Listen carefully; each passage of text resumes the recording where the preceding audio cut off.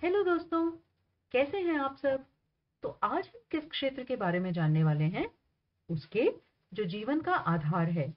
जरा अंदाजा लगाएं कि हम किसके बारे में बात करने वाले हैं। जी हाँ, खाने की, यानी खाद्य और कृषि क्षेत्र की। हम्म फसल, सब्जियों और फलों तक तो ठीक है, पर खाद्य और कृषि क्षेत्र में ये सूरजमुखी के फूल, ये मैगी और कुरकुरे के पैकेट और ये जानवर, ये बात कुछ हजम नहीं हुई, है ना? बताते हैं, जरा धीरज रखिए। तो शुरुआत करते हैं कृषि यानी खेती से और समझते हैं उसकी प्रक्रिया को। खेती करना या फसल उगाना कृषि का एक हिस्सा है। इस प्रक्रिया के कई चरण होते हैं। सबसे पहला चरण है फसल चुनना। यह निश्चित करना कि कौन सी फसल बोई जाएगी, गेहूं की, चावल की या फिर मक्के की। उसके बाद बारी आती है जमीन को फसल के लिए तैयार करने की। जमीन की खुदाई की जाती है ताकि मिट्टी ढीली हो जाए और उसके अंदर हवा जा सके। फिर चुने जाते हैं बीज। बीज अच्छी क्वालिटी के होंगे तभी तो फसल अच्छी आएगी, इसलिए यह चरण बहुत जरूरी है। फिर चुने हुए बीजों को बोया जाता है। फिर आती है बारी सिंचाई की, क्योंकि अगर बीज को पानी न मिले तो वह पौधा कैसे बनेगा। कुछ समय बाद बीज अंकुरित होते हैं और उनमें से छोटे छोटे पौधे निकलते हैं। बढ़ते हुए पौधों को पोषण की भी जरूरत होती है। इसके लिए जमीन में खाद डाली जाती है जिसे पौधे अपनी जड़ों से सोख लेते हैं। जब उनमें फल उगने लगें तो उन्हें कीड़ों से बचाने के लिए कीटनाशक भी छिड़का जाता है। जब फसल बड़ी हो जाए और पूरी तरह से तैयार हो जाए तो अंतिम चरण आता है जो है कटाई का। दोस्तों, ये तो हुई फसल की बात, जहां से हमारे लिए अनाज, दालें, सब्जियां इत्यादि आती हैं। पर इनके अलावा हमारे भोजन के अन्य क्या स्रोत हैं? जानवर, जो हमें दूध, अंडे और मीट उपलब्ध कराते हैं। तो पशुपालन भी कृषि का ही एक हिस्सा है जिसके अंतर्गत आते हैं ये सभी क्षेत्र। अंडों और चिकन के लिए मुर्गी पालन, दूध उत्पादन के लिए भैंस और गाय पालन, मीट के लिए बकरी और मत्स्य पालन, ऊन के लिए भेड़ पालन।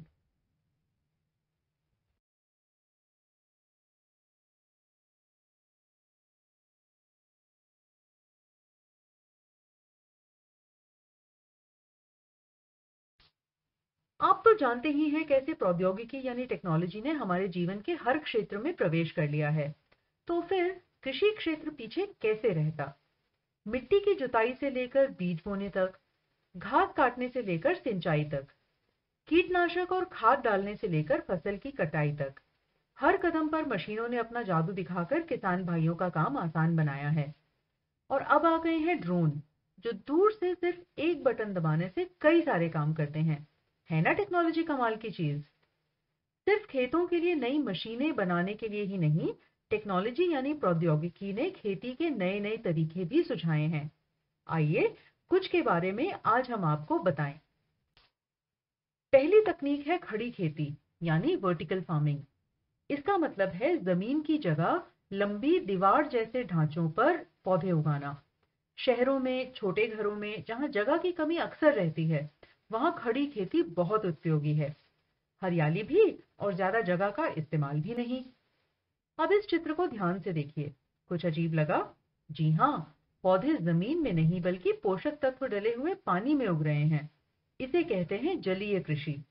जगह बचाने के साथ साथ यह तकनीक पानी भी बचाती है और कीटनाशकों पर होने वाले खर्च को भी कम करती है। एक अन्य कृषि क्षेत्र जो बहुत अधिक चर्चा में है वह है जैविक खेती। यह रासायनिक उर्वरकों या कीटनाशकों के बिना की जाने वाली खेती है। इनके बदले जैविक खाद और नीम से बने कीटनाशक का उपयोग किया जाता है।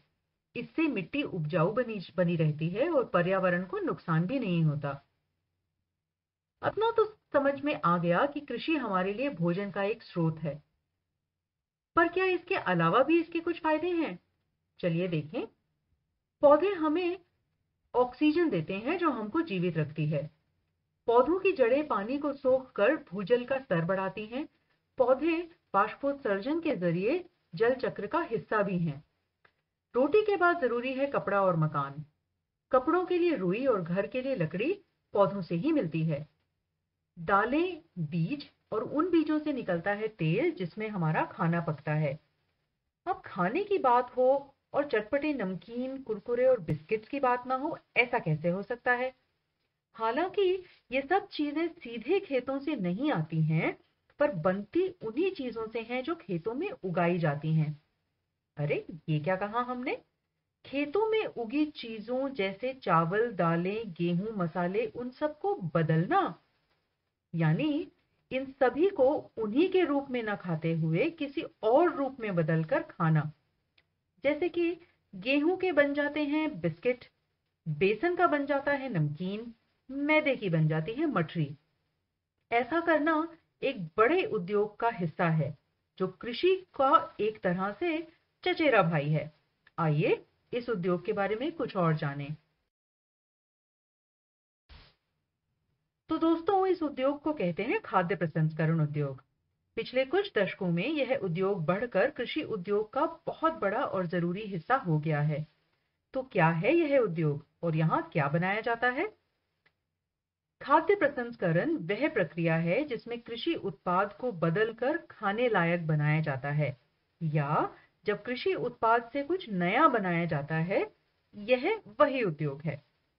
यहाँ पर गेहूं से आटा बन जाता है और उस आटे से अलग-अलग चीजें जैसे रस्क और बिस्किट्स या ब्रेड बनाई जाती है।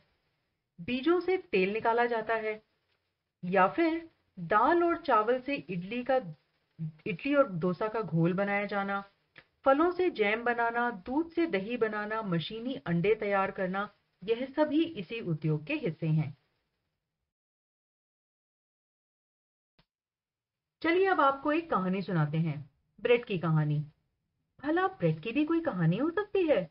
जी हाँ, हम आपको बताएंगे उसके जन्म के बारे में, और यह भी कि आपके डाइनिंग टेबल तक आने में उसे किन हालातों से गुजरना पड़ता है।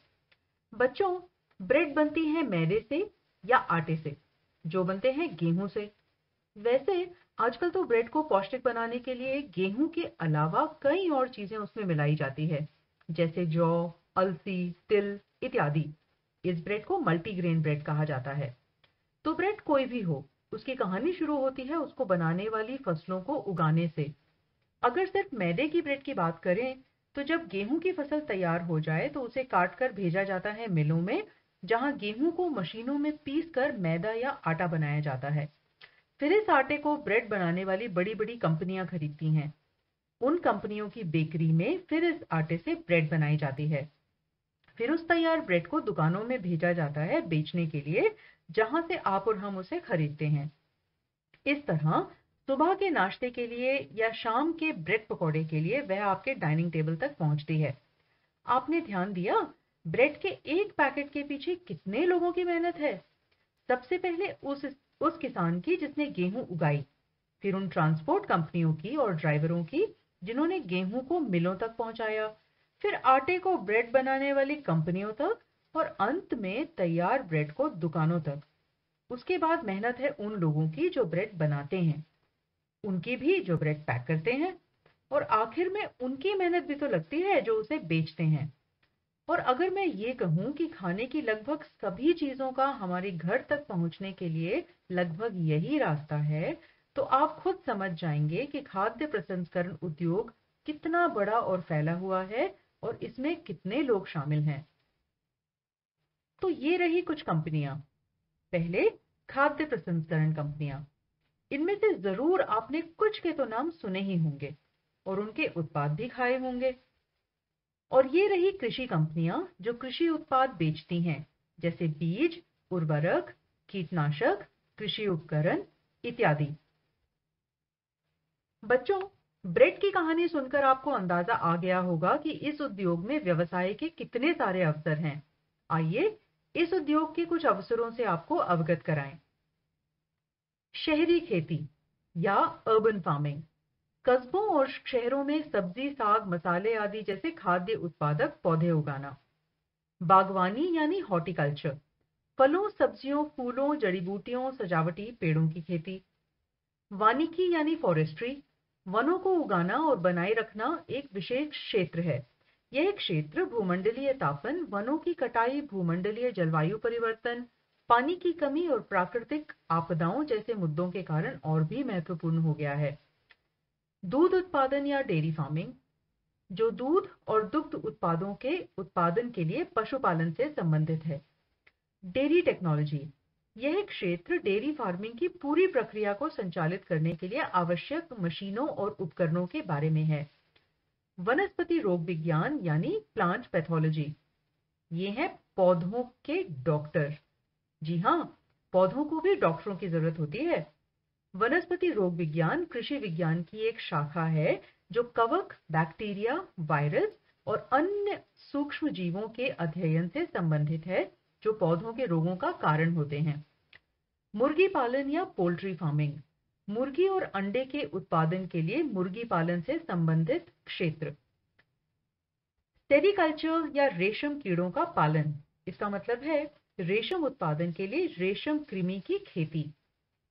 एपीकल्चर क्षेत्र है मधुमक्खियों के प्रजनन और शहद उत्पादन से संबंधित। ये सभी क्षेत्र खाद्य प्रसंस्करण क्षेत्र के अलावा कृषि से संबंधित क्षेत्र हैं। इनमें से किसी भी क्षेत्र में आप कृषि उद्यमी बनकर स्वतंत्र व्यवसाय के मालिक बन सकते हैं। और खाद्य प्रसंस्करण, उसके बारे में तो हम आपको बता ही चुके हैं। अब आइए जानें कि इस उद्योग में भर्ती के लिए हमें कैसी तैयारी करनी होगी। शुरुआत करते हैं कृषि उद्योग में भर्ती के लिए आवश्यकताओं को जानकर। पहला विकल्प है कृषि अभियांत्रिकी यानी कृषि इंजीनियरिंग में 4 वर्ष का बीई या बीटेक कोर्स। इस कोर्स के लिए आपको भौतिकी, रसायन विज्ञान और गणित के साथ 12वीं की परीक्षा कम से कम 50% अंकों से उत्तीर्ण करनी होगी और साथ ही सीईटी जैसी प्रवेश परीक्षाएं भी देनी होंगी। दूसरा विकल्प है कृषि विज्ञान में 3 साल का बीएससी कोर्स। इस कोर्स के लिए आपको भौतिकी, रसायन विज्ञान और गणित के साथ 12वीं की परीक्षा 45% से 50% अंक से उत्तीर्ण करनी होगी। तीसरा विकल्प है 1 महीने से 2 साल तक का डिप्लोमा या सर्टिफिकेट कोर्स। इस कोर्स के लिए आपको विज्ञान के साथ 12वीं या पीयूसी या फिर स्नातक की परीक्षा उत्तीर्ण करनी होगी। और अब बारी है खाद्य प्रसंस्करण क्षेत्र में भर्ती के लिए आवश्यकताओं को जानने की। पहला विकल्प है खाद्य प्रौद्योगिकी या जैव रसायन में 4 वर्ष का बीई या बीटेक कोर्स। इस कोर्स के लिए आपको भौतिकी, रसायन विज्ञान और गणित के साथ 12वीं की परीक्षा कम से कम 50% अंकों से उत्तीर्ण करनी होगी और साथ ही सीईटी जैसी प्रवेश परीक्षाएं भी देनी होंगी। दूसरा विकल्प है खाद्य विज्ञान या पोषण में 3 साल का बीएससी कोर्स। इस कोर्स के लिए आपको भौतिकी, रसायन विज्ञान और गणित के साथ 12वीं की परीक्षा 45 से 50% अंक से उत्तीर्ण करनी होगी। तीसरा विकल्प है खाद्य विश्लेषण या गुणवत्ता आश्वासन में 2 से 3 साल तक का डिप्लोमा कोर्स। इस कोर्स को 12वीं या पीयूसी परीक्षा उत्तीर्ण करके किया जा सकता है। तो दोस्तों, इस उद्योग के बारे में दी गई जानकारी को अच्छी तरह से समझें और अपनी पसंद के अनुसार उस क्षेत्र को चुनें जिसमें आप काम करना चाहेंगे। बस फिर तैयारी में जुट जाएं। हमारी शुभकामनाएं तो हमेशा आपके साथ हैं ही। धन्यवाद।